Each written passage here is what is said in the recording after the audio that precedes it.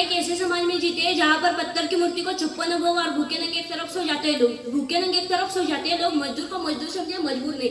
गरीब को काम दीजिए, दान नहीं। और दान देने की इतनी इच्छा है तो जीते जी रक्तदान कीजिए। यही सच्चा देश प्रेम और यही सच्ची देशभक्ति है।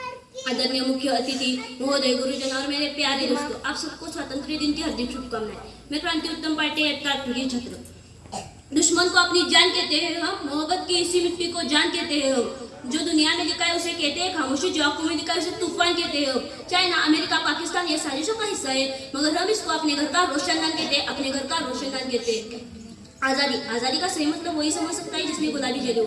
हम सब बड़े भाग्यशाली कि हमने स्वतंत्र भारत में जन्म लिया। 1857 में जली हुई चिंगारी को मशाल बनाकर 1947 में हमारे भारत देश को आजाद कर दिया। प्राचीन काल और वर्तमान भारत में आज मैं स्पष्ट करना चाहूंगी कि हम जब फिरंगियों के फेरे में फंस चुके थे तो हमारे एक रंग दी बसंती की आवाज में टोलों पे टोले उमड़ते थे, जो और वंदे मातरम के नारों को सुन के जो आने वाला 5 डिग्री का तूफान अंग्रेजी शासन को जड़ में तूफान ला देने वाला था। लोग मर जाते थे, मिट जाते थे, फांसी पे चढ़ जाते थे, तो वो भी अपनी देशभक्ति साबित कर रहे थे, क्योंकि उस वक्त की देशभक्ति की कसौटी थी। उसके बाद 22, 25, 30 की उम्र में सुहागना गवा देने वाली औरत जब घर के अलग हो जाया करते थे तो छोटी छोटी बेटियों की चोटियां चली गई, भाई की पढ़ाई चली गई, बाप की कमाई चली गई। आपके लिए तो एक आदमी मरा है जनाब, किंतु मेरे घर की तो रोटियां चली गई, मेरे घर की तो रोटियां चली गई।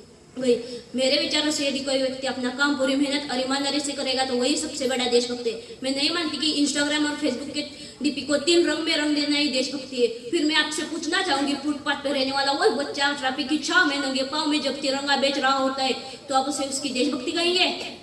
जनाब, ये उसकी देशभक्ति नहीं है, उसकी पेट की शक्ति है जो ऐसा उसे करने पे मजबूर करती है। जो पेट के भूखे होते हैं ना, वो सिर्फ को भोजन के निवाले को जानते हैं, वो सिर्फ को भोजन के निवाले को जानते हैं। और मैं सैल्यूट करना चाहूंगी सरहद पर दिन रात हमारी रक्षा करने वाले हर उस एक जवान को, इस देश की पुलिस प्रशासन और इस देश के हर उस व्यक्ति को जो अपना काम पूरी मेहनत और ईमानदारी से करते हैं, जिनके बिना राष्ट्र निर्माण की कल्पना भी असंभव लगती है। अंत में मैं बस यही कहना चाहूंगी कि मेरा हिंदुस्तान महान था, महान है और महान रहेगा।